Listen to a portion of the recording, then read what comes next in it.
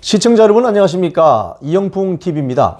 오세훈 서울시장이요, 김어준이 있었던 TBS 교통방송에 대한 3개월 지원 연장 조례안을 상정했다가 서울시 의회에서 처리가 최종 불발됐습니다. 오늘 오후에. 자, 내용을 한번 보죠.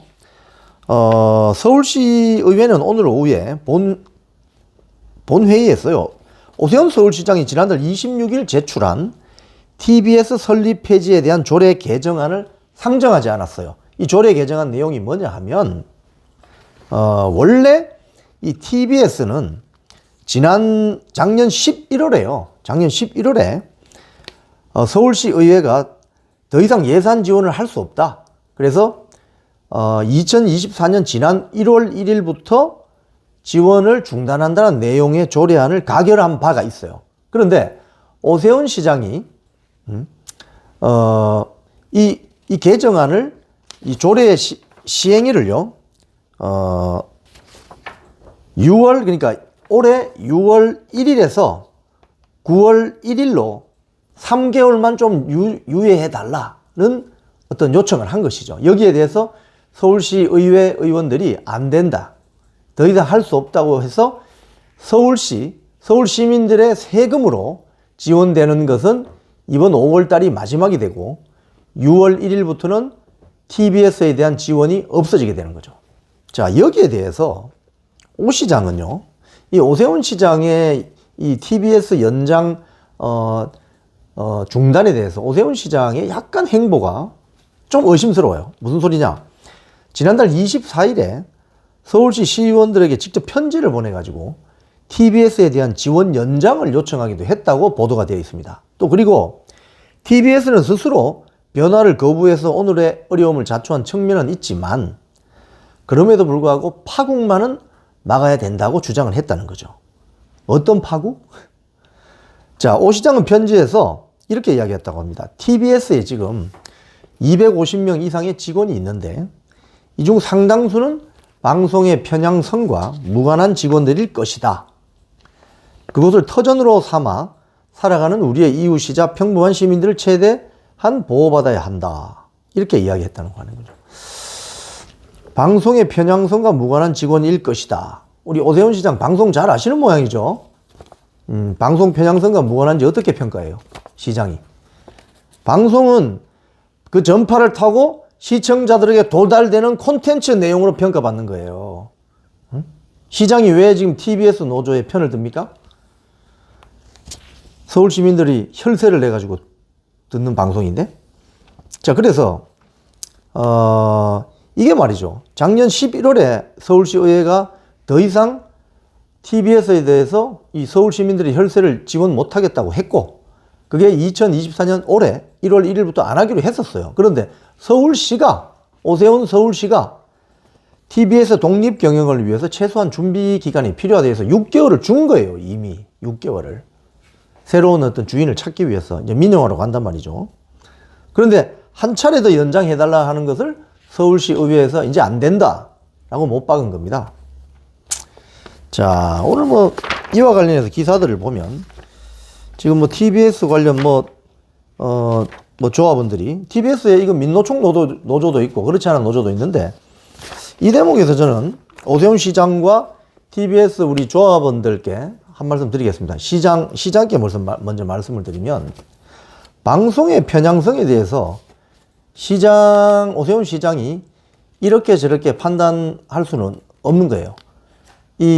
여기에 일하는 분들이 방송의 편향성과 전혀 무관한 일일 것이다라고 추정을 하시는데, 그러면 김어준 방송이 편향된 거는 인정하세요? 그렇다면 김어준 방송이, 그러니까 김어준이 서울 시민들이 낸 그 혈세로 가지고 고액의 출연료 받아 챙기면서 그냥 방송을 가지고 놀 때 오세훈 시장이나 또 TBS의 직원들은 김어준에 대해서 따끔한 소리를 했습니까? 그렇게 방송하면 안 된다고. 그렇게 방송하면 서울 시민들이 화난다고. 서울 시민들은 좌파도 있지만 우파도 있다고. 때로는 좌파도 아니고 우파도 아닌 소시민도 있다고. 그래서 그런 식으로 방송을 하면 안 된다고 김어준에 대해서 브레이크를 잡았습니까? 아니면 모른 척하고 편승했습니까? 광고 잘 붙는데? 광고주들이 좋아하는데? 센세이션을 한데? 라면서 김어준이 마음대로 뛰놀 수 있도록 방치한 거 아니냐 이 말이에요. 그래서 김어준은 지금 정권이 바뀌고 딴 데로 도망갔죠. 일종의. 거기 가서 자기 나름대로의 유튜브 왕국을 만들어서 돈 잘 벌고 있어요. 그러니까 김어준이 지금 여기 서울 아현동에 70몇 억짜리 빌딩 산다고 하잖아요. 거기 또 재개발 지역으로 지정이 되어서 거기 재개발되면 거의 뭐 100억 이상의 어떤 사업을 벌일 수 있다고 하네요. 자, 물론 TBS 직원들이 억울할 수도 있어요. 서울시의 공적 지원이 중단되면 일자리를 잃게 되는 어려움 처할 수 있습니다. 저도 지금 해임 상태이기 때문에 무슨 뜻인지는 알아요. 하지만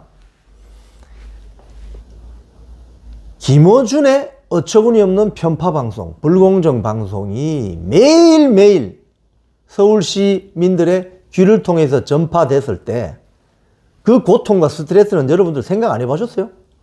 그럼 그때 김어준! 그렇게 방송하면 안 돼! 김어준에 대해서 브레이크를 걸었어야지.